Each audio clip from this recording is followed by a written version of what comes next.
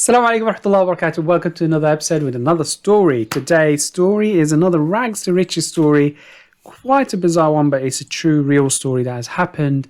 Quite reluctant in saying a country, but it's in the Middle East, in a country that begins with J. I'll leave that to you, right? Now, this is a story about a young lad who was very active and very proactive in terms of trying to get money. He tried everything possible, legal or illegal, but mainly he focused on anything illegal that he could do, whatever it is, smuggling cigarettes. Because you know how there are a lot of tax on cigarettes, and so the best way is to sort of smuggle it in. You save that money on the duties on that and sell it on the black market. Non-alcoholic beer, whatever it was, he would just smuggle that in. That's something he got into, not by choice, but out of need to get out of poverty. But sadly, this person, despite all his efforts, despite trying everything he can, he was probably one of the most unluckiest smugglers in that town, right? Either he loses money, things get stolen, things get confiscated, he gets caught, or his item get caught. And so he wasn't really the most luckiest hustler out there. So he tried everything he can, wherever possible, but still no chance. Days, weeks, months, years go by. Until 1997, where one day he wakes up and then he checks his bank account and he finds 140 million dinars in his bank account. And just a backdrop of this story, so essentially this money just appeared into his bank account from a different country, a totally different country. Begins with R, it's a big country, where they tried to money launder. And so these people and these big gangs, they realized and they knew back then that the banking system was not so mature enough to start combating money laundering. So the rules and regulations were not as strict as it was in Europe and in the West at that time, or even in their own countries per se. And so for them to try to clean their money, they sort of disperse their money around in hope of retrieving it. And I suppose like you could be skeptical, and so am I. The idea that somebody just randomly, how would they even get his bank account specifically and then send 140 million dinars to his bank account?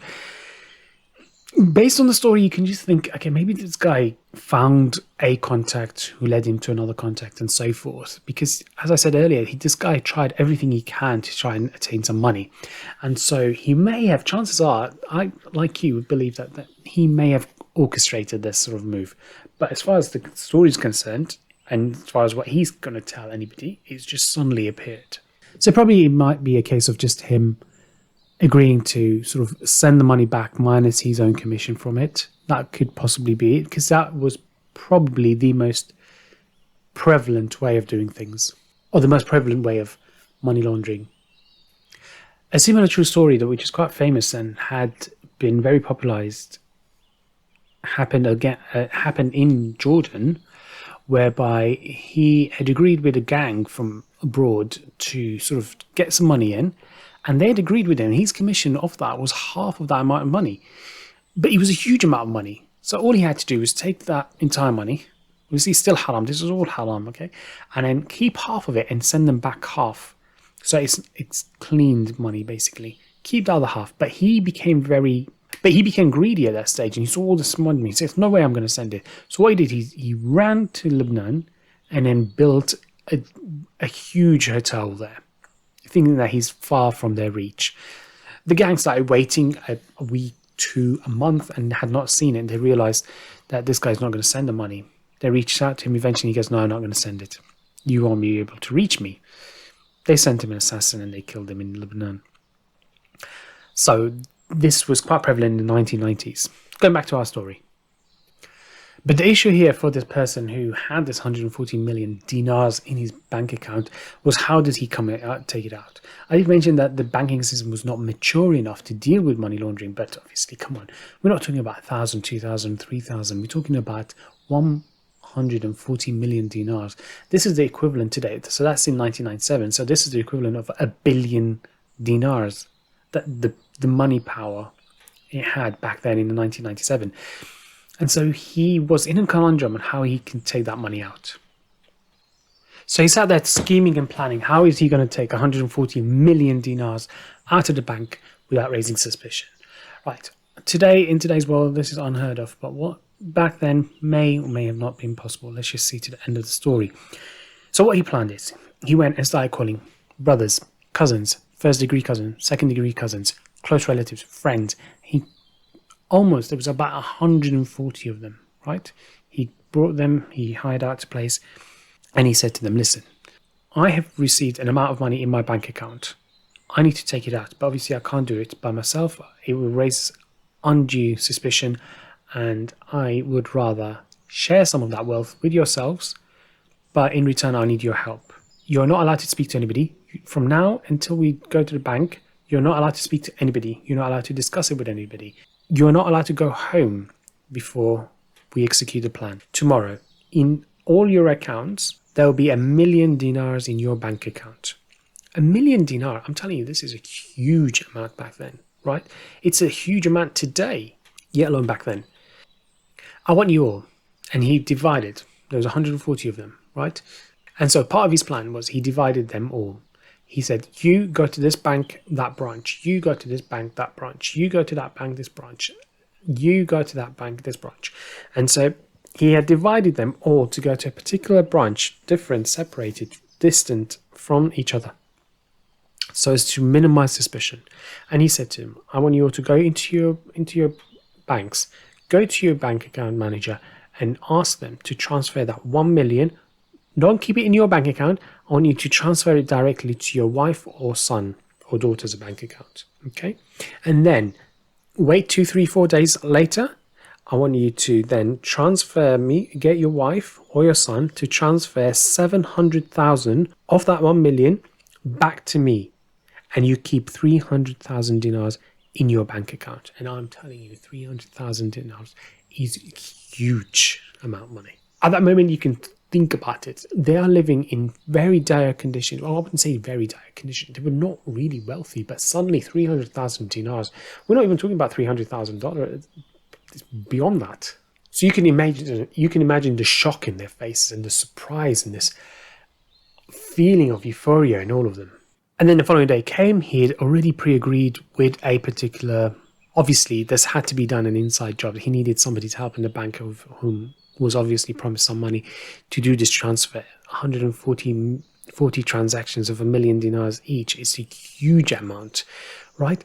And so everybody was stationed in their locations. Everybody was ready to do it. And with pinpoint accuracy and timing, couldn't have been any more perfect. Money started going from his bank account all the way to these separate accounts. Obviously, there was a period, a mini time delay between transfers of money from one account to another. And then in an instant, it was going from his bank account to his relative's bank account, who has moved on to that person's wife or son's bank account.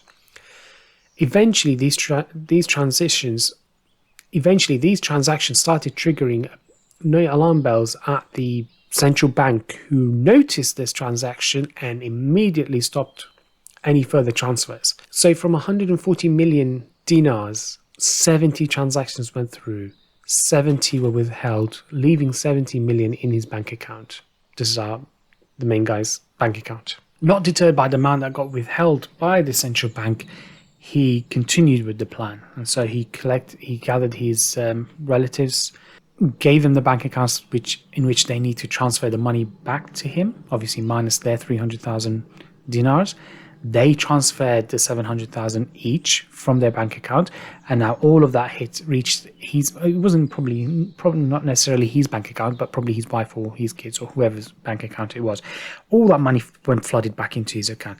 Now that his money, that account looks legit because these transfers have been different transactions from different people, so almost sort of takes off the edge of the source of income.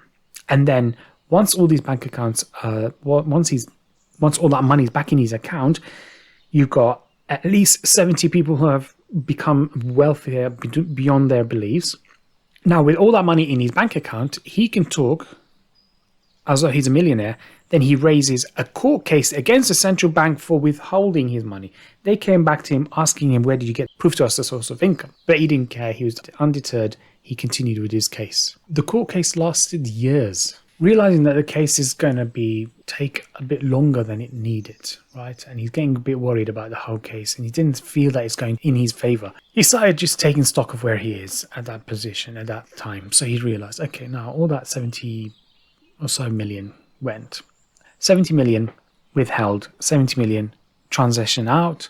I received it minus 300,000. So there's about 66 million in his bank account. So now there's a scenario. So he's got money there and he realizes that he's really got to act really fast. And so what he decided is that he went sort of to the outskirts of the city and realized that there's an up and coming sort of urbanization of a particular town. He just heard word of mouth. And so he wanted to sort of proceed and be proactive about his approach. And so he went to a particular plot of land and approached the owner and said, okay, how much are you willing to sell this? And he said, like, bear in mind, I don't want just a plot or two. I want your entire, whatever you own here. He said, are you sure this is quite a lot of money and it's quite a huge project and this is that and, you know, it cost me this? And he goes, listen, try me. How much do you want for that money? Everything's negotiable. And after deliberation, he goes, you know what, about 50 million dinars I want for this entire plot. And he goes, not a problem, done. And then he transfers the 50 million. Then with this big plot of land, he then subdivides it into mini plots, enough for like individual dwellings. So by subdividing it, he then proceeded to sell these plots of land to people, but he was very careful on who he selected to sell it to. He started off by his first degree relatives, second degree relatives, third degree relatives, friends, neighbors, randomers.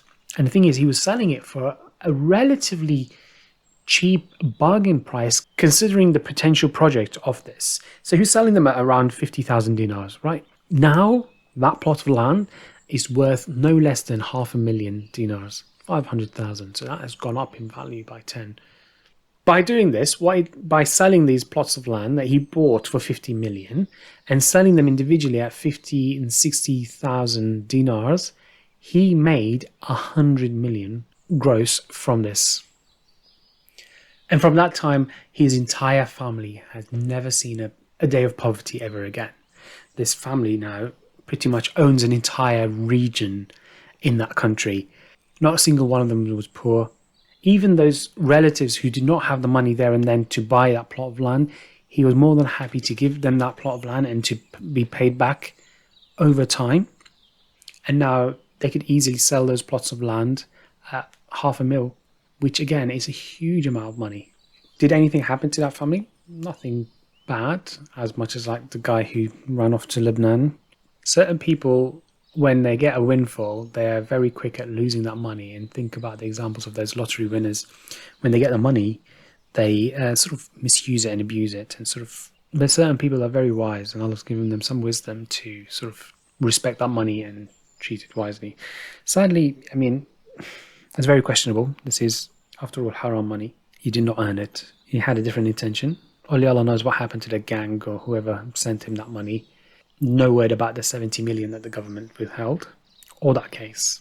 But this is a story known to the elderly of that generation, the 1997 that news just went like wildfire. That's the end of our story. Hope you enjoyed it. Until we meet again, subscribe, give me your thoughts on this, share the story, and I will speak to you soon. Assalamu alaikum warahmatullah.